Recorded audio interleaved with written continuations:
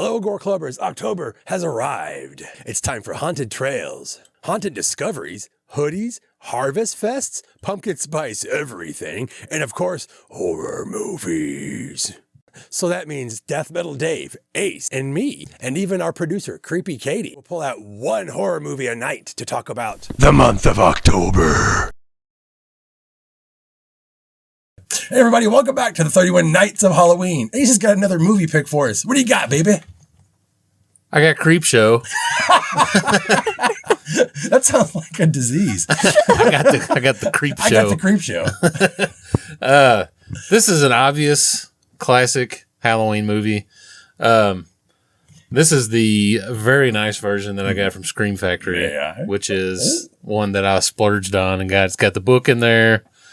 The Blu-ray. There's no book. Oh, wait, all you, right there. all you boutique Blu-ray people. Oh yeah, it's in there. No, shut the fuck up. A lot of good interviews on there. A lot of good stuff. Does not have the documentary, but CREEPSHOW. The Just Desserts? Yeah, it does not have the documentary on there, which is the only thing I was bummed about. You bastards. But a lot of round table stuff from everybody that was in the movie and stuff like that. It's pretty cool.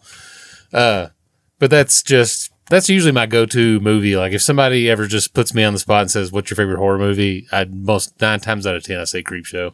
Oh man, yeah, this is amazing. Yeah, written by Stephen King, produced by Richard P. Rubenstein, and of course directed by George A. Romero. Yes, that's my spooky voice. I do have, and I actually read the graphic novel that came out with the movie at the time before I ever saw the movie. So.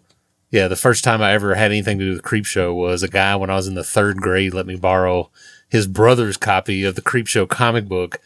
And I remember taking it home, reading it, and then the roach part really grossed me out. And then years later, I was like, holy shit, that's a real movie? And then years later when I went to the movie store and saw it and rented it and was like, oh man, that's classic. Ever since, loved it from the first watch. Yeah, no matter what, if you watch this film during the year, it's great. It's like a comfort movie to me, and it's a film based on Halloween night, pretty much. Yeah, so it's even better. My favorite one out of all of them, Stephen King. The Stephen King one, yeah. Jordy. Yeah, old Jordy Verrill. Jordy Verrill. He's like, oh, you lunkhead. Tom Savini did all the special effects and the creature effects. He had a great crew on this one. And this was one of those that he just really, really wanted to get into more like fantasy creatures and monsters. And he was able to flex that on CREEPSHOW. I'm going to edit out the shit. I put this on the list because I'll never get tired of this movie. I've seen it, 100 times. It's got it covers the bases of everything I like about horror, where it's like, it had stuff when I first saw it, when I was a kid, legitimately scared you, creeped you out, like the roaches, the bugs. It has parts of it that make me laugh.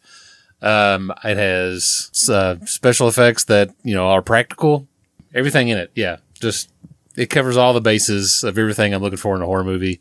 Trashy, dumb, practical special effects. Makes me laugh. Horrible. Laughter, horror. Well, and then you grow up and you're like, wait a minute, the roaches are racism? What?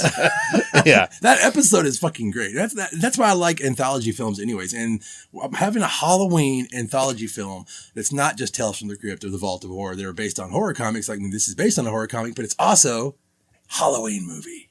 CREEPSHOW. CREEPSHOW. Thanks, Ace. Yeah. Thank you. Oh, sorry. Thank you guys for watching. Check your candy, and we'll see you tomorrow night for another episode of 31 Nights of Halloween. Bye, guys.